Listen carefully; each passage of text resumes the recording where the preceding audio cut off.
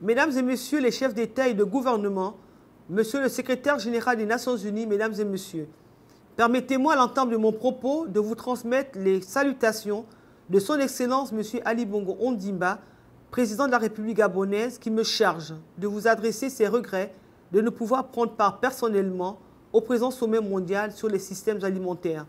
Aussi, monsieur le président de la République gabonaise m'a-t-il fait laisser l'honneur de le représenter à ces assises qui portent sur la résilience des systèmes alimentaires de nos États.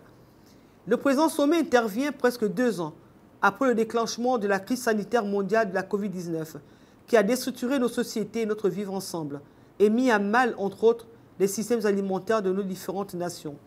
Nos travaux se tiennent par ailleurs à un moment où notre planète fait face à un dérèglement climatique avec l'érosion de sa biodiversité d'une part et alors que l'Afrique doit prendre en main sa souveraineté alimentaire pour nourrir de façon plus autonome sa population. C'est conscient de l'importance des défis auxquels il fait face que le Gabon, sous l'impulsion du président de la République gabonaise, son Excellence M. Ali Bongo Ondimba, s'est engagé à intensifier le processus de diversification de son économie basé sur l'inclusion des femmes et des jeunes et sur la préservation de l'environnement, entre autres. Dans cette optique, le plan d'accélération de la transformation que mon gouvernement met en œuvre a placé le secteur agricole au cœur des priorités de notre nouveau modèle de développement. Ce plan se traduit par la mise à disposition du plus grand nombre de terres agricoles dont les titres fonciers sont sécurisés, par l'accès facilité aux intrants ou encore par un accompagnement de qualité tant à l'endroit des petits producteurs que des investisseurs directs étrangers. C'est avec conviction et détermination que notre pays s'est engagé dans la préparation du présent sommet qui a fait l'objet de concertations nationales inclusives. De ces concertations, il ressort ce qu'il suit.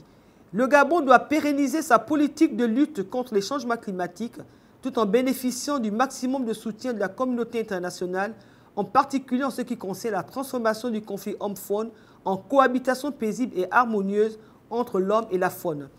Le développement des circuits courts d'approvisionnement doit favoriser l'essor d'une production nationale plus résiliente par rapport au choc, à même d'offrir aux producteurs nationaux une rémunération décente.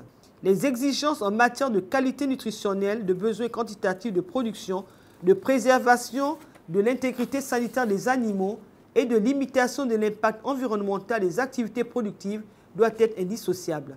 Et les efforts de consolidation du cadre juridique et financier afin de soutenir le secteur privé dans ce domaine doivent être poursuivis et intensifiés. Mesdames et messieurs, le Gabon est résolument engagé dans la transition vers une économie plus inclusive, plus équitable et plus durable, donc davantage respectueuse de l'environnement. Aussi, voudrons-nous inviter l'ensemble des États à adopter une feuille de route reposant sur des politiques qui concilient capacité à atteindre l'autosuffisance alimentaire et préservation de notre planète. Ce n'est qu'à notre sens qu'ensemble et solidaires que nous réussirons à relever ce défi. Je vous remercie.